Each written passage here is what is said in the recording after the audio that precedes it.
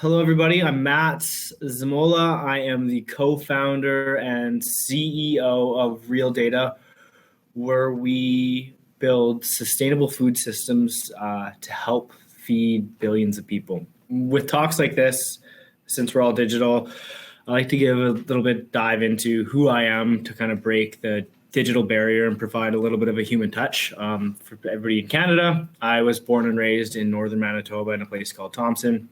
When I was 22, I got out of there and moved to Halifax, Nova Scotia, where I did my undergraduate degree in chemical engineering. I ended up working with a company in the oil field called Schlumberger, where I worked in Calgary, BC. I was in Texas for a bit, Pennsylvania, Ohio, kind of all over North America, drilling wells in the ground. After that, I decided to pursue a master's degree in computer science. I started at Ryerson and ended up at Dalhousie University, where I fell in love with entrepreneurship and decided to try and start a company. After a couple attempts, we ended up at ReelData AI. And then I guess jumping into the company itself, I'll kind of talk about the market a little bit and then jump through kind of the path we took for the last, I say 18 months to 2 years, to 18 months to 2 years to get to the point we're at. But if anybody is unfamiliar with fish farming, which we develop software for, there's two cool facts you should know. First is that in 2017, for the first time ever, the production of fish was greater than that of beef. And in the next 30 or so years, fish farming is actually is on track to surpass both first pork and then poultry to be the number one consumed food. And second, fish farming is 10 times more carbon efficient than producing beef and twice as carbon efficient as producing things like poultry. So as we're helping scale this industry, we're also combating things like climate change and negative impacts on oceans and all these other things. So if you didn't know that about the aquaculture industry, it's, I think, a very important industry that is scaling rapidly at the moment. And although this industry is scaling extremely quick, they have three big pain points, especially with respect to fin fish, like anything like salmon or tuna. Every time we're talking to fish farms, one or more of these pain points get brought up. How much do my fish weigh? How much should I be feeding my fish? And what is the current state of health and welfare of them? And standard metrics or standard ways to get these metrics within the industry is for ocean-based fish farms. There's also land-based fish farms where fish are grown in these huge pools and these huge facilities on land. But for ocean-based fish farms, they'll end up actually going out to these, they're called pens.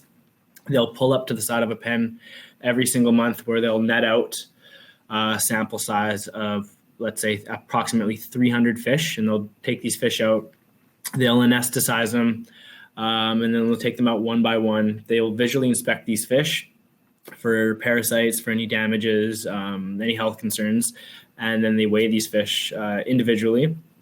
They write all these metrics down, and then they place these fish back into a pen. As you can imagine, getting these metrics is extremely resource consuming, time consuming. They're inaccurate for a number of different ways. So after speaking with all these fish farms over the last year, we decided that these are the pain points we're going to tackle. And we developed AI solutions for this. So in order to weigh fish, we developed a underwater camera system that uses buzzword Edge API. So there's a little mock-up of our camera. It has a GPU that is within the container. It has a stereoscopic camera system. So when fish swim by our camera, we snap a picture of that fish. The AI knows the fish are in the center of both sensors. And then because it's a stereoscopic camera, know the dimensions of the fish. And we've built models that can actually weigh each individual fish. So that's something we've been have developed, I guess, over the last 2 years, physically going to farms, manually weighing and taking pictures of fish to build up our data sets. It was very time consuming on our end, but the models are built. So in the end, it worked out good for us. I do have some technology samples. So this is one of the AI models we have. As our cameras are underwater, this is Atlantic salmon, which is a big part of the aquaculture market.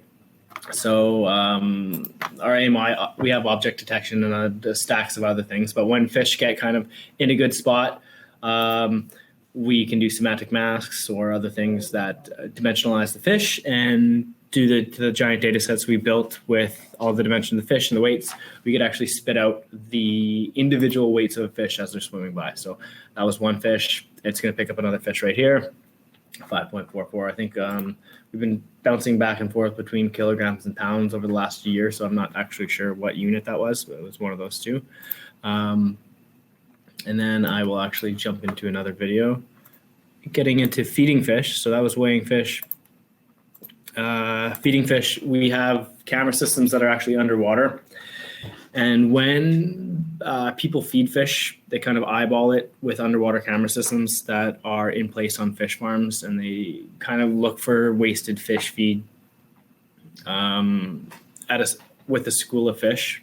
But we have decided to use AI to automate this task. So camera systems are placed underneath schools of fish. And when we start detecting, when they feed fish and the fish are eating, no fish food actually goes below, or a limited amount of fish food actually goes below the, call it a school of fish. But when they get full, they stop eating, and then wasted fish feed ends up going below them and gets detected by camera systems. So we developed, this one was just a simple object detection network that can track fish feed within a water column. The important thing is that it automates a lot of these tasks, and we use them to actually tie into feeding systems to completely automate and reduce the amount of wasted fish feed within the industry, because fish feed is actually the #1 cost on every single fish farm, accounting for approximately 70% of their operating budget. So they were huge pain points within the industry, and we're starting to get into actually diving into health concerns with fish. So biomass, or weighing fish, feeding fish, and letting everybody know how happy and healthy their fish are, because it's very important to keep them healthy so they grow quick, and nobody likes stressed out animals. So that's something that we're happy to help the industry with. So that's basically the products that we have developed, but this talk was a little bit more, I wanted to kind of dive into how we understood what products to actually develop, and diving into really how we ended up selling them as well. So going into the company approximately 2 years ago, we had this idea to do something sustainable. We were living in Halifax on the oceans, to start a company that had a huge impact with respect to resource scarcity, climate change, or oceans, and kind of aquaculture was something that kind of tackled all three of them. So step one was just to have an idea of what we thought would have been a product, which at the time was predictive insights for sensors on fish farms. So they have temperature sensors, salinity sensors, oxygen sensors, all these types of sensors on fish farms. And we thought at that time, as a couple, my co-founder is a PhD student and I was a master's student in computer science, that we could just do predictive insights to let fish farms know what their temperatures and oxygen levels are going to be the next day, and we'd be able to sell this. Turns out farms at that point didn't care about that at all. But what they did care about, after speaking with everybody, after hitting them up on LinkedIn, setting up conversations with everybody, is that they cared. Every single conversation was, I would love to know how much my fish weigh, from a sales perspective or from an operational perspective, people that aren't fish farms. So here, September 23rd, 2018 was kind of the inception of the fact that we were going to do an aquaculture startup to somewhere between there and April 23rd, we realized that it's a computer vision play that we're going to be doing. We're going to be doing health and welfare. We're going to be feeding fish, weighing fish, and telling people how sick or how happy and healthy or the current state of health and welfare of their fish. So that was great. That was really the first early days of the company. After that, the next steps with us where we validated a pain point. How do we solve it? So we actually started going to fish farms. At that point, we realized we needed to build up a data set and we needed a camera system that could actually get a dimension of a fish. So we went through, if you could see on the right there, we ended up taking an off-the-shelf camera system that we bought on the internet, putting some weights on it so it actually stays submerged underwater, and filling it, that wooden container there, we filled with epoxy, and we basically didn't want to spend any money building a waterproof container, so we just epoxied this camera system and put it underwater to see if we could weigh fish.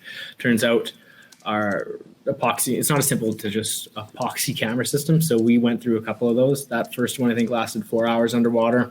And that camera system we were using at that time was about $600. So I think we went through 4 or 5 of them. So between $600 and $700 every pop. But I guess the outcome was that we learned lessons every single time. And we were actually able to weigh fish and predict to some extent at that point the weight of a fish. It's a lot more accurate now, but it was just really a sanity check to make sure that the technology could actually work. And on the left there, you can see, I think my co-founder is the tall person there. That's actually how they manually weigh fish. So they net them out. There's a land-based fish farm. And then they'll put fish in that blue vat filled with a little bit of anesthetic where the fish calmly go to sleep. And then they put them on the scale and then weigh them and write everything down. So that's really how the actions happen on a fish farm. And the next stage was summer last year where we actually decided to move from an epoxy camera to build our initial prototype, which is there on the farthest picture on the right. We're not using that one anymore. We have more lights, better cables. There was a few things that were wonky about that. This one's still kind of broken, water seeped in. And on the left there, that's when we started doing trials in the States and in Canada. And in the middle, we're just kind of setting initial conditions on that camera system. So I think what we learned as a startup at that point was to always, I guess, have goals that you're trying to always have assumptions that you think can be proven. And I guess with that camera system and getting to the trial stage was really a business risks. Do companies actually want to get us into their farms and take a lot of their time and work with us? And those are things that we've kind of validated over that period of time. The next stage, everybody in Canada, we did a program called Techstars AI, which is located in Montreal. So September last year to December, we were focused as we went into this program. Weirdly enough, we did an AI program, but while we were there, we decided to stop all technology development and really flush out what was going on within the business aspect of our company. So even my CTO, Hussein, we agreed to stop running things with Amazon or developing any code. We started just, again, picking up the phone, calling fish farms and discovering pricing, discovering how trials work within the industry. As well as at that point, we were starting to raise money. So those are really the two big issues that we were tackling within our company at that point. I don't know if anybody else has raised money in the chat, but it's pretty time consuming and resource consuming thing to do within your company. So it took us at that point about full-time 4 months to actually raise our round of financing, which we closed in May. And we were actually just opening up a new round because we ended up hitting all of our goals out of the park and getting a lot of traction this summer with respect to the industry. And here it is. Now we have a team of close to 10 people. That's Sam on the left there holding our most recent version of the camera system. I'm in the middle with a nice selfie on a fish farm in the Atlantic Ocean. And just most recently, our guy Peter has been in like the number one technology paper or aquaculture paper within our industry. We were on the front page saying that we actually signed a deal with the largest land-based fish farm in the world, and they're scaling extremely rapidly. They have a huge sustainability play because they're actually not in the ocean. They're building fish farms on land. So in these close containment systems where there's no parasites, there's no none of those, and like no damage to anything with the oceans, because if it's a close containment system, everything's filtered. So there's no any waste within the system is treated before it actually leaves. So that's been kind of our roller coaster to get to the point we're at. And I guess jumping into another touch point with respect to this talk was the SaaS-based play with AI. What we've learned is AI doesn't matter. Customers don't care about if you're developing AI or if you're using AI or not. They care about the solution you're developing. Nobody in the industry, at least in our industry, has a deep knowledge about algorithms and AI. And just for example, we ended up scrapping an AI algorithm, because we found something way simpler that did the job with just traditional, something more traditional. So AI in the end doesn't matter. It's just keeping your clients happy and developing solutions for them. Build what matters. Doesn't matter what kind of technology you use. Something else we discovered too is competition. Don't compete. As Peter Thiel stated, competition's for losers. The easiest part about selling or getting trials or working with clients is if you don't have any competition and you're developing a solution that matters, that's solving a real pain. It just makes it so much easier. And just keeping clients and potential clients happy. I think there was a book I read called Do More Faster. I think one of the first couple pages was just don't suck at email. And that's something that I learned pretty quickly. You think you'd have an inbox of 30, just reply. And then I guess listen to what customers have to say. Kind of touches back to the fact that AI doesn't matter, build what customers want. Always be doing customer discovery, because it's really one of the most important parts of building a business is developing solutions that people actually want. Lou was asked, do you detect growth, weight, and fish disease with computer vision? Yeah, that's exactly the product. So if we're weighing, for example, one of the tanks or pens we have cameras in has 30,000 fish in it. We do a sample set of weights, 1,000 fish a day, and we can weigh those fish, and we can weigh them over periods of time. So we see how growth is actually moving, tying things on the future plan is tying things like how much they fed or how much they were fed, as well as the state, the current temperature of the water, because fish are, their growth rate is actually dependent on the current water temperature. So taking those two parameters in, we're going to be able to actually forecast actually growth of the fish. And then things with computer vision with respect to health, you can see any lesions, you can see things like parasites. There's a lot of kind of ins and outs within the aquaculture industry too. So the way fish are stratified within the water column too tells a lot about their current state of happiness.